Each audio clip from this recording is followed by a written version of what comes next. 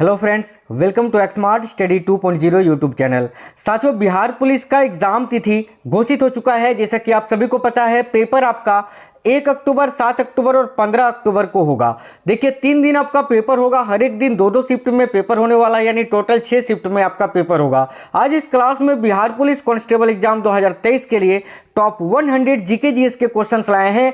अंतिम प्रहार में आपको, अंतिम समय में आपको यही क्वेश्चन पढ़ने हैं, क्योंकि ये क्वेश्चंस आपको 100% आपके पेपर में देखने को मिलेंगे।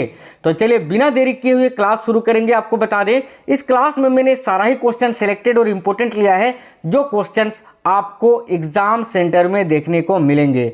तो बिना देरी किए हुए क्लास को शुरू करते हैं। क्लास को एक लाइक कर दीजिए, क्लास अपने सभी दोस्तों के साथ जरूर शेयर करिएगा।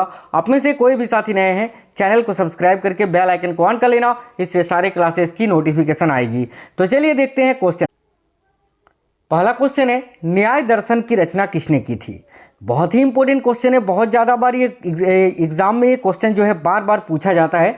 तो देखिए, न्याय दर्शन की रचना किसने की थी? तो राइट आंसर आएगा गौतम ने, गौतम महर्षि ने। करेक्ट आएगा ऑप्शन नंबर सी। गुपकराल नामक नवपाषाण स्थल किस प्रदेश में है? देखिए, ये जो गुपकराल है, ये साथियों एक नवपाषाण कालीन स्थल है। ये कहाँ पर स्थित है? तो देखिए, राइट आंसर होगा वर्तमान में ये जम्मू कश्मीर में स्थित है, ऑप्शन नंबर ए। नेक्स्ट है, किस चालुक्य राजा ने बेंगी में राजधानी बनाई थी? तो बेंगी में अपनी राजधानी किस चालुक्य राजा ने बनाया था? देखिए, करेक्ट होगा ऑप्शन नंबर ए, विष्णुवर्धन ने। नेक्स्ट है, इबादत खाना किस लिए बनवाया गया था? तो इबादत खाना ये किसके लिए बनवाया गया था? तो राइट है, धर्मों के चर्चा के लिए, ऑप्शन नंबर ए। बिल्कुल मिक्स क्वेश्चंस करवाएंगे आपको। नेक्स्ट है, थ्रू दी डार्क कंटिनेंट पुस्तक के लेखक कौन है? तो थ्रू दी डार्क कंटिनेंट इस पुस्तक के लेखक कौन है? तो याद रखिएगा, हेनरी स्टेनली, ऑप्शन नंबर ए। नेक्स्ट है, भारत का सबसे बड़ा वन्यजीव अभयारण्य कौन सा है? तो साथियों देखिए, भारत का सबसे बड़ा वन्यजीव अभयारण्य जो है वो है भारतीय जंगली गधा अभयारण्य। और ये कहाँ स्थित है? तो गुजरात के कच्छ में। याद रखना, गुजरात राज्य में स्थित है भारत का सबसे बड़ा वन्यजीव अभयारण्य जो है भारतीय जंगली गधा अभयारण्य। नेक्स्ट है, मूल संविधान में लोकसभा सदस्यों की संख्या कितनी निर्धारित की गई थी? तो ध्यान से देखिएगा, मूल संविधान में लोकसभा सदस्यों की संख्या कितनी निर्धारित की गई थी? तो 500। करेक्ट है ऑप्शन नंबर ए। अच्छा, वर्तमान में लोकसभा की अधिकतम संख्या कितनी है? तो याद रखिएगा 552। नेक्स्ट क्वेश्चन है, निम्न में से किस क्षेत्र से भारत में सकल राष्ट्रीय उत्पाद का सबसे बड़ा भाग जो है वो प्राप्त होता है? यानी इनमें से वो कौन सा क्षेत्र है जिससे भारत में सकल राष्ट्रीय उत्पाद का सबसे बड़ा भाग प्राप्त होता है? तो याद रखिए, राइट आंसर है ऑप्शन नंबर सी, सेवा क्षेत्र से। नेक्स्ट है, वर्तमान में भारत का एकमात्र टंगस्टन उत्खनन केंद्र कौन सा है? तो देखिए, वर्तमान में भारत का एकमात्र टंगस्टन उत्खनन केंद्र है डेगाना। ये राजस्थान में स्थित है, जहां से टंगस्टन का उत्खनन किया जाता है। साथियों, टंगस्टन को डब्ल्यू से सूचित करते हैं, जिसका प्रयोग विद्युत बल्ब के फिलामेंट में करते हैं। इनसाइड ट्रेडिंग किससे संबंधित है? तो देखिए, इनसाइड ट्रेडिंग का संबंध किससे है? तो याद रखिएगा साथियों, शेयर बाजार से। ये क्वेश्चन बहुत ज़्यादा पूछा जाता है, तो शेयर बाजार याद रखना है। अलाउद्दीन खिलजी के आक्रमण के समय देवगिरी का शासक कौन था? यानी जिस समय अलाउद्दीन खिलजी ने आक्रमण किया था, उस समय देवगिरी का शासक कौन था? तो राइट है option number A, Ramchandra Dev. Next है, सविनय अवज्ञा आंदोलन जो कि 1930 में शुरू की गई थी, इसकी पराकाष्ठा में गांधी जी ने किसके साथ समझौते पर हस्ताक्षर किया था? तो करेक्ट है ऑप्शन नंबर ए, लॉर्ड इरविन के साथ। देखिए, गांधी इरविन समझौता जो कि मार्च 1931 में हुआ था, सविनय अवज्ञा आंदोलन की पराकाष्ठा में, याद रखना। नेक्स्ट क्वेश्चन है, बंगाल की एशियाटिक सोसाइटी, ठीक है, के प्रवर्तक कौन है? अब देखिए, बंगाल की जो एशियाटिक सोसाइटी है, ये स्थापित हुआ था साथियों 1784 में। इसके प्रवर्तक कौन थे? तो sir William Jones, option number B. Next है, योगाचार या विज्ञानवाद के प्रतिपादक कौन थे? तो ध्यान से देखिए, योगाचार या विज्ञानवाद के प्रतिपादक कौन थे? तो Mahakashyapa, option number D. Delhi के सुल्तान बलबन का पूरा नाम क्या था? तो देखिए, दिल्ली के जो सुल्तान थे बलबन, इनका पूरा नाम था गयासुद्दीन बलबन। करेक्ट आएगा ऑप्शन नंबर सी, बलबन, जिन्होंने लौह एवं रक्त की नीति अपनाई थी।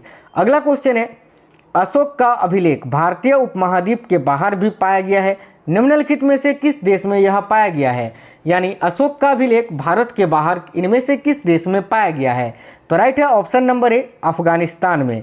अगला है, निम्न में से किस स्थान को पेरिप्लस ऑफ द इरिथ्रियन सी में पोडू के नाम से संबोधित किया गया है?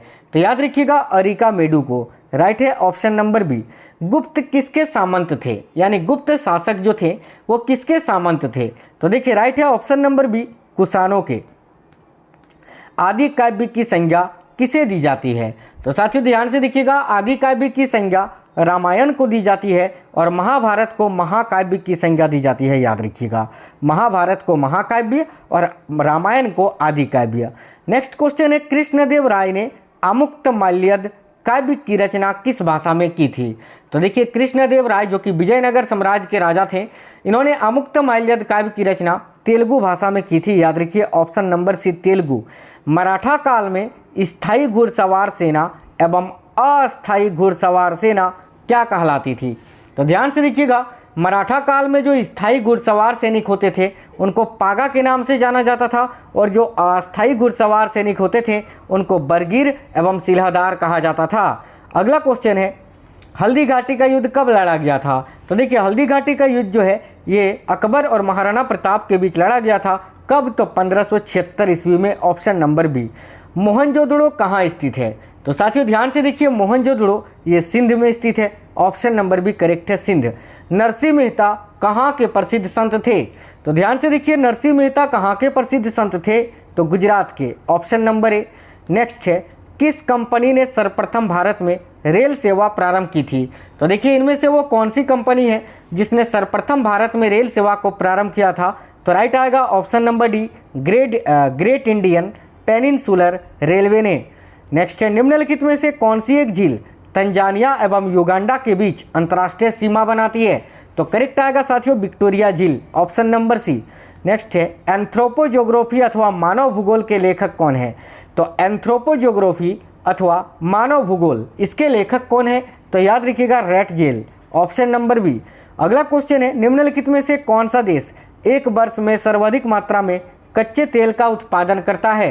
तो देखिएगा इनमें से वो कौन सा देश है जो एक वर्ष में सर्वाधिक मात्रा में कच्चे तेल का उत्पादन करता है? राइट है ऑप्शन नंबर सी, सऊदी अरब।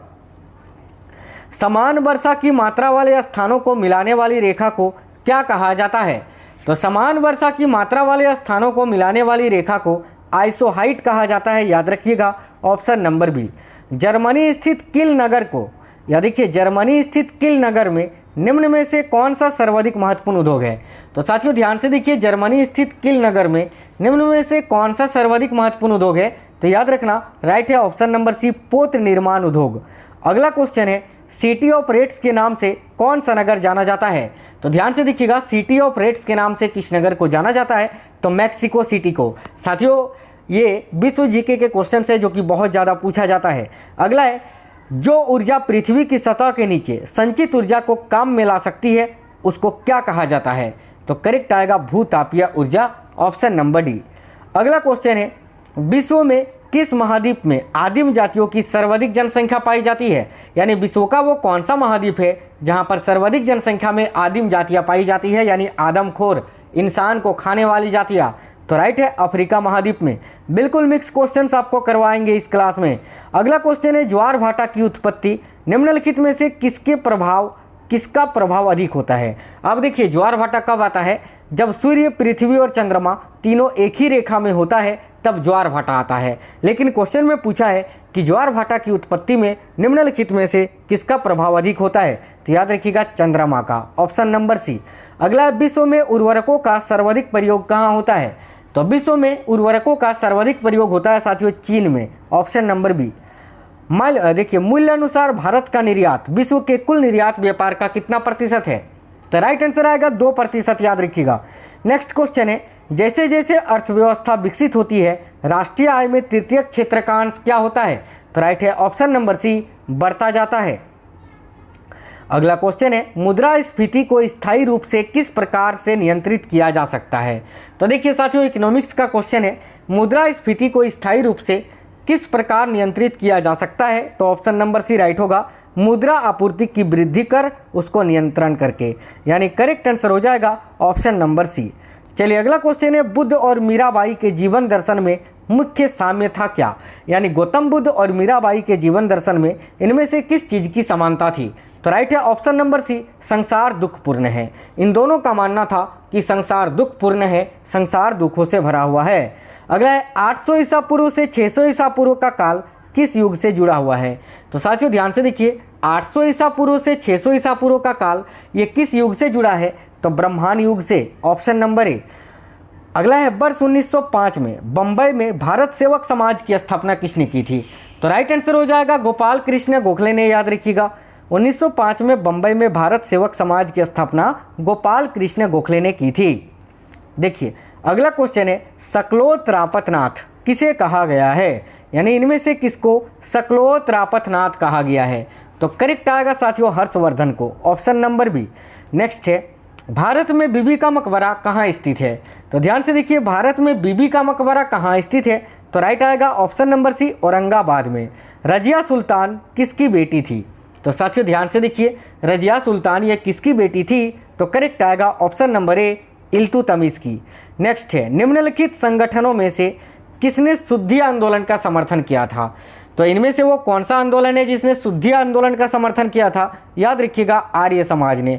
आर्य समाज की बात करें तो 1875 में इसकी स्थापना हुई थी और किसने किया था? तो दयाराम साहनी ने। नेक्स्ट क्वेश्चन है, उपराष्ट्रपति का निर्वाचन किसके द्वारा होता है? तो साथियों देखिए, उपराष्ट्रपति का निर्वाचन, उपराष्ट्रपति पद के बारे में संविधान के अनुच्छेद 63 में बताया गया है और इसका निर्वाचन किसके द्वारा होता है? तो याद रखिए करेक्ट आंसर होगा संसद के द्वारा, ऑप्शन नंबर बी। अगला है, भारत भारती के रचनाकार कौन है? तो देखिए भारत भारती के रचनाकार कौन है साथियों? याद रखना option number D, Maithili Sharan Gupt. अगला है, संयुक्त राज्य अमेरिका की डेथ वैली कहाँ अवस्थित है? तो ध्यान से देखिए, संयुक्त राज्य अमेरिका की डेथ वैली ये कैलिफोर्निया में स्थित है साथियों। कहाँ पर? तो कैलिफोर्निया में, यूएसए, ऑप्शन नंबर बी। अगला है, भूगोल भूतल का अध्ययन है किसने कहा था? तो देखिए इस कथन को किसने कहा था कि भूगोल जो है ये भूतल का अध्ययन है? तो राइट आंसर आएगा कांट ने, option number B, Kant. Next है, निम्नलिखित में से कौन सी वातावरणीय परत सूर्य की पराबैंगनी किरणों को अवशोषित कर लेती है? तो राइट आंसर आएगा ओजोन मंडल, ऑप्शन नंबर डी। सिंपल सा क्वेश्चन है। विश्व में अंगूर का सर्वाधिक उत्पादन करने वाला देश कौन सा है? तो विश्व का वह देश जो अंगूर का सर्वाधिक उत्पादन करता है, देखिए राइट आंसर है इटली, ऑप्शन नंबर ए। अगला है, दो देशांतर रेखाओं के बीच की दूरी निम्न में से किस नाम से जानी जाती है? तो साथियों याद रखिएगा, दो देशांतर रेखाओं के बीच की दूरी को क्या कहा जाता है? तो गोरे, ऑप्शन नंबर बी करेक्ट होगा। अगला है, विश्व में लावा निर्मित मैदानों में निम्न में से किस फसल की सर्वाधिक कृषि की जाती है? तो देखिए विश्व में जो लावा निर्मित मैदान है वहाँ पर किस फसल की सबसे अधिक कृषि की जाती है? तो कपास की। करेक्ट आएगा ऑप्शन नंबर बी। पृथ्वी पर दो स्थानों की स्थिति के अनुदैर्ध्य का अंतर 15 डिग्री है, तो स्थानीय समय में कितना का अंतर होगा? तो देखिए 1 डिग्री देशांतर को पार करने में 4 मिनट का समय लगता है, तो साथियों 15 डिग्री देशांतर को पार करने में 15 × 4 यानी 60 मिनट, 60 मिनट यानी 1 घंटा, ऑप्शन नंबर ए करेक्ट हो जाएगा 1 घंटे का। अगला क्वेश्चन है, न्यूगिन में पाए जाने वाले पिग्मी को किस नाम से जाना जाता है? तो देखिए न्यूगिन में पाए जाने वाले पिग्मी को पापुआ के नाम से जाना जाता है साथियों, पापुआ न्यूगिन आपने पढ़ा होगा। अगला क्वेश्चन है, विश्व में चुकंदर के दो सबसे बड़े उत्पादक देश कौन से हैं? तो देखिए विश्व में चुकंदर के दो सबसे बड़े उत्पादक देश हैं यूक्रेन और फ्रांस, ऑप्शन नंबर डी। अगला है, असम, पश्चिम बंगाल तथा उड़ीसा राज्यों में मानसून पूर्व आने वाली तड़ित झंझाएं निम्न में से किस नाम से जानी जाती हैं? तो राइट आंसर आएगा नार्वेस्टर्स के नाम से, ऑप्शन नंबर ए। दक्षिण पश्चिम रेलवे का मुख्यालय कहाँ स्थित है? तो साथियों देखिएगा दक्षिण पश्चिम रेलवे का मुख्यालय हुबली में स्थित है, ऑप्शन नंबर बी हुबली। हंगरी किसकी सहायक नदी है? तो देखिएगा हंगरी जो है ये साथियों तुंगभद्रा नदी की सहायक नदी है, option number D. Konkan rail मार्ग निम्नांकित में से किस पर्वत श्रृंखला से होकर गुजरता है? तो देखिए कोंकण रेल मार्ग जो है निम्नलिखित में से किस पर्वत श्रृंखला से होकर गुजरता है? तो पश्चिमी घाट से होते हुए, ऑप्शन नंबर बी। निम्नलिखित दर्रों में से कौन सा सतलज घाटी में पड़ता है? यानी इनमें से वो कौन सा दर्रा है जो सतलज घाटी में पड़ता है? तो देखिए करेक्ट है ऑप्शन नंबर सी, सिपकिला है ना, सिपकिला दर्रा, जो कि साथियों हिमाचल प्रदेश में स्थित है। अगला क्वेश्चन है, निम्न में से कौन सी पर्वत पर्वत चोटी संसार की दूसरी सर्वोच्च पर्वत चोटी है? तो करेक्ट आएगा गाडविन ऑस्टिन, जिसको हम K2 के नाम से भी जानते हैं। संसार की सबसे ऊंची चोटी माउंट एवरेस्ट है और दूसरी सबसे ऊंची चोटी है गाडविन ऑस्टिन। अगला कोलेरू झील किस राज्य में स्थित है? तो देखिएगा कोलेरू झील जो है ये साथियों आंध्र प्रदेश में स्थित है, ऑप्शन नंबर बी। बिहार में तेल शोधक कारखाना कहाँ पर स्थित है? तो देखिए बिहार में तेल शोधक कारखाना ये बरौनी में स्थित है, ऑप्शन नंबर सी करेक्ट होगा। भारतीय रेलवे के अंतर्गत रेलमार्ग की कुल लंबाई कितनी है? तो राइट है 64,600 kilometre, option number D. Chandraprabha वन्यजीव अभयारण्य कहाँ पर अवस्थित है? तो ध्यान से देखिएगा साथियों, चंद्रप्रभा वन्यजीव अभयारण्य ये कहाँ स्थित है? तो उत्तर प्रदेश में, ऑप्शन नंबर ए। नेक्स्ट है झारखंड राज्य की सबसे बड़ी जनजाति कौन सी है? तो साथियों देखिए झारखंड राज्य की सबसे बड़ी जनजाति है संथाल जनजाति, ऑप्शन नंबर ए। देश के कुल सिंचित क्षेत्र में नहरों की भागीदारी कितनी है?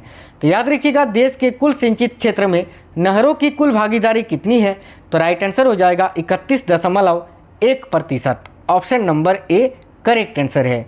आज का अगला क्वेश्चन है भारत की सबसे महत्वपूर्ण यूरेनियम खान कहाँ स्थित है? तो याद रखिएगा भारत की सबसे महत्वपूर्ण यूरेनियम खान जो है वो जादूगोड़ा में स्थित है, जो कि झारखंड राज्य में ही स्थित है। चलिए नेक्स्ट क्वेश्चन देखते हैं।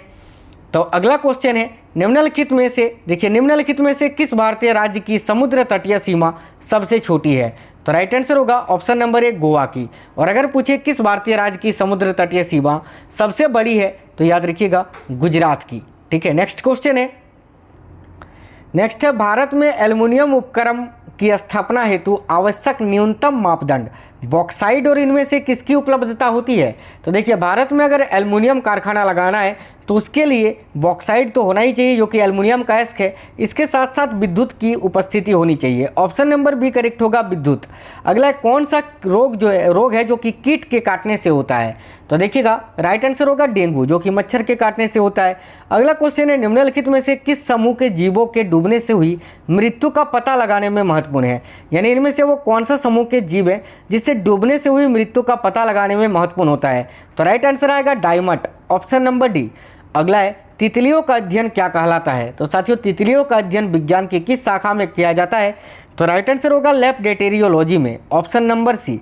अगला है एक परमाणु में 9 इलेक्ट्रॉन 9 प्रोटॉन तथा 10 न्यूट्रॉन है तो उसकी द्रव्यमान संख्या क्या होगी? तो देखिए द्रव्यमान संख्या यानी m इक्वल टू होता है न्यूट्रॉन प्लस प्रोटॉन के संख्याओं का योगफल।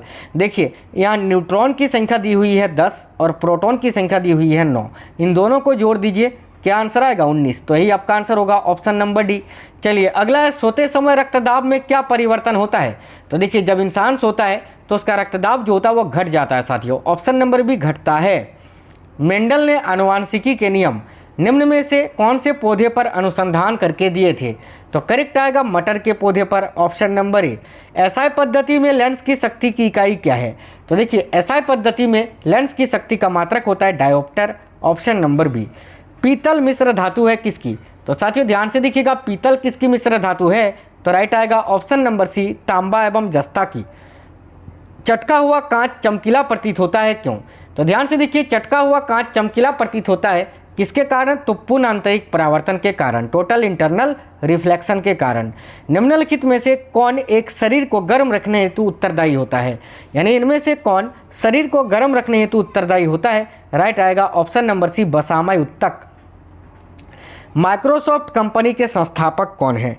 तो साथियों माइक्रोसॉफ्ट कंपनी के संस्थापक हैं बिल गेट्स और उसके सह संस्थापक है पॉल एलन, यानी ऑप्शन नंबर सी करेक्ट होगा, 1 और 2 दोनों। अगला है एंटीजन यानी प्रतिजन एक ऐसा पदार्थ है जो क्या करता है? तो राइट आंसर आएगा प्रतिरक्षी के निर्माण को बढ़ावा देता है, ऑप्शन नंबर सी। ऐसे दो तत्व जिसमें इलेक्ट्रॉनों की संख्या भिन्न भिन्न हो परंतु जिसकी द्रव्यमान संख्या समान हो इसको क्या कहते हैं? तो याद रखिएगा साथियों इसको संभारिक कहते हैं, ऑप्शन नंबर बी।